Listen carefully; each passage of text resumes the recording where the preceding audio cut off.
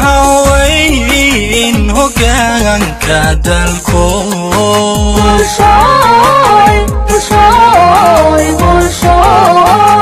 ninkii hawayn hoggaanka dalko ankagu hagaga fareer hebeley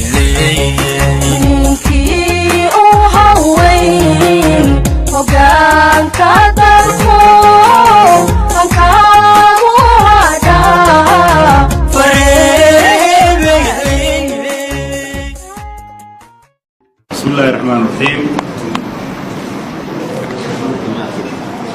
مدحوينه ku-xigeenka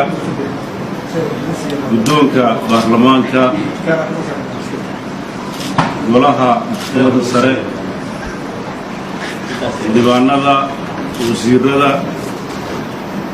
saxaafadda iyo martida kale halka fadhida assalaamu calaykum waraxmatullaahi wabarakaatu. runtii waxaa sharaf ii ah inaan hortiina soo istaago oo iniigu mahadceliyo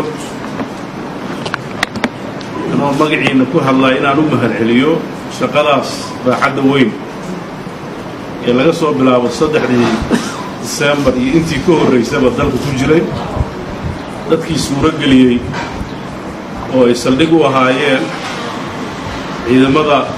Puntland qaybahooda kala duwan isimada oo lafdhabar u ahaa in nidaamkii siyaasiga ah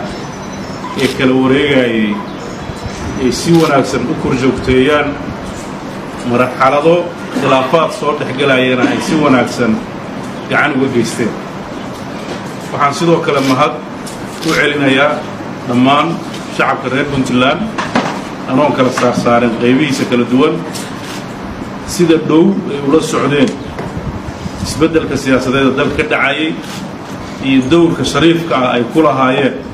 marxaladii ololaha adag u socday iyo marxaladihii doorashadu ma socdeen iyo sida wanaagsan ee dadka reer Puntland guud ahaan iyagoo kala harin ay u ilaaliyeen nabadgelyada iyo xasiloonida iyo natiijooyinka dimuqraadiga ah soo baxa ay u aqbalayeen sababahay rabaan ku dhamaadaan. waxaan aad iyo aad sidoo kaleeto uga mahadcelinayaa xubnaha baarlamaanka oo guddoonku uu hogaaminayo sida wanaagsan ee intay xilka ula wareegeen ee habsamida lahaa ay u daadihiyeen arrimihii dastuuriga ahaa ay u xilsaarnaayeen oo ugu horraysay doorashadii oo ay ku xigtay arrintii shalay dhacday oo ku saabsanayd in ay golaha xukuumadda ansixiyaan iyo qaybta ay ka qaateen iyagoo oo deegaanada iyo bulshada matalaya kalena ka geysteen habdhismeedka golaha wasiirada. qadadan waxay ahayd mahadnaq maadaama golaha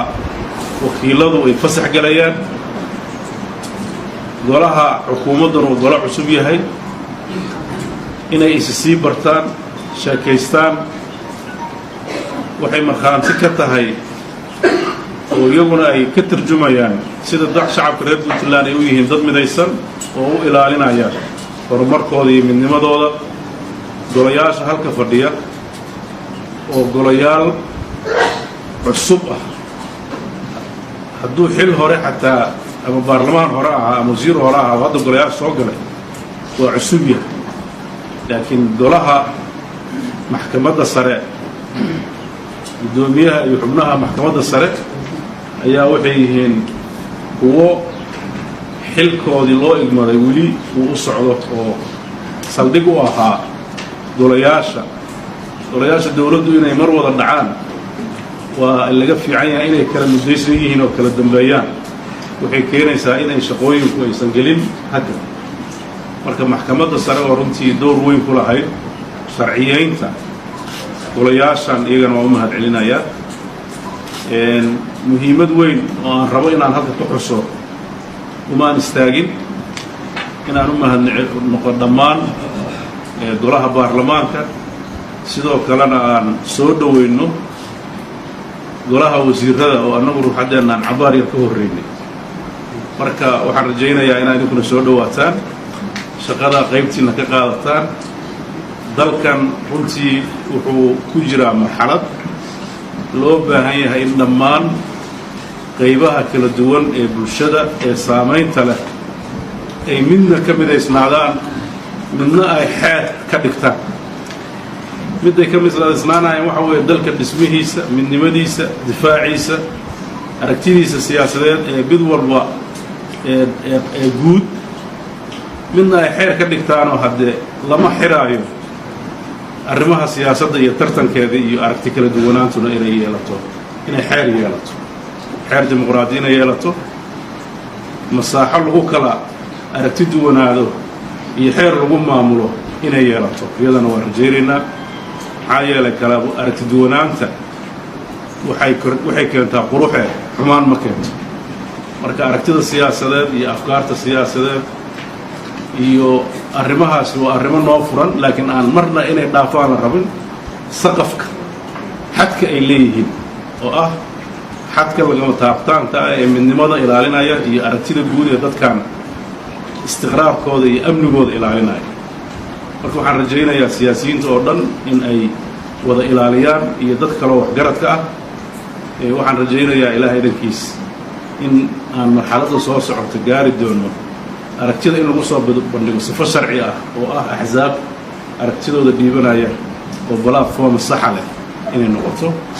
oo guryaha iyo xuquuqda ay meesha ka baxdo oo bannaanka loola soo baxo aragtiyaha siyaasadeed